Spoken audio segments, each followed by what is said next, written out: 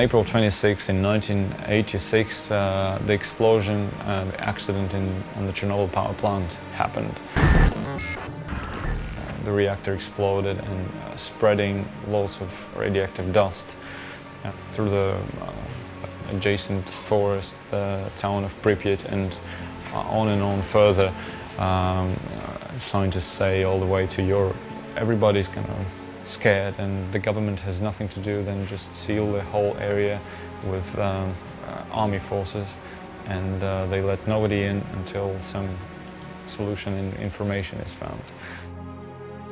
A couple of years pass. In 2008 there show up mutants and weird creatures and animals, and people could see also natural calamities and weird kind of activity there, like weird lighting and earthquakes and some explosions.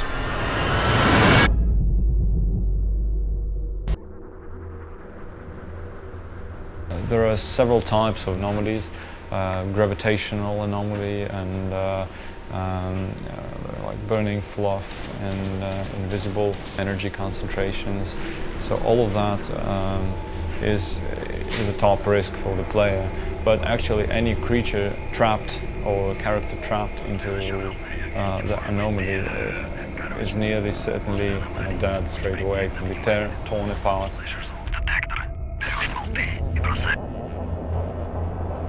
They took lots of photos, hundreds of photos that were just very impressive, very unique ones. And these photos we used as textures.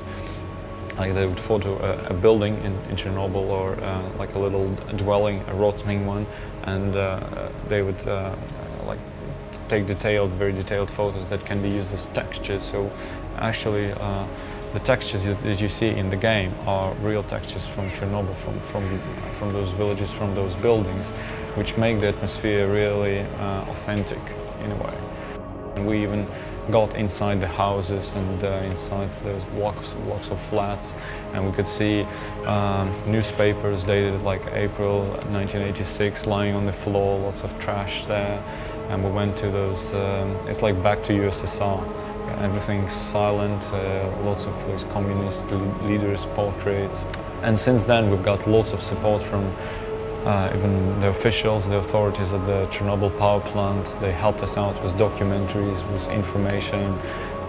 We remodeled the sarcophagus in the game, and we created a pretty much realistic and very sophisticated 3D model of that.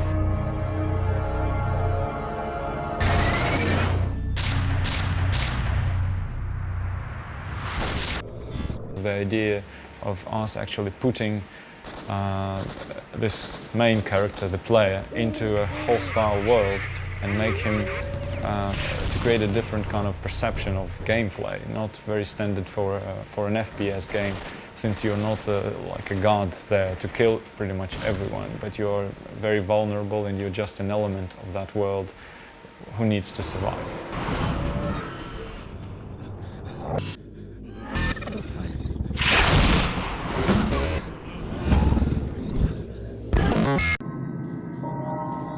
There are several factions which are coordinated and which are led by this A-life mechanism, starting from like bandits who just mug and rob stalkers and who are against pretty much everyone in the zone.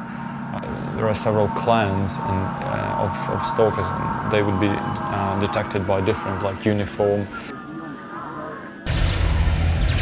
In each of those groupings they have their own philosophy in the game.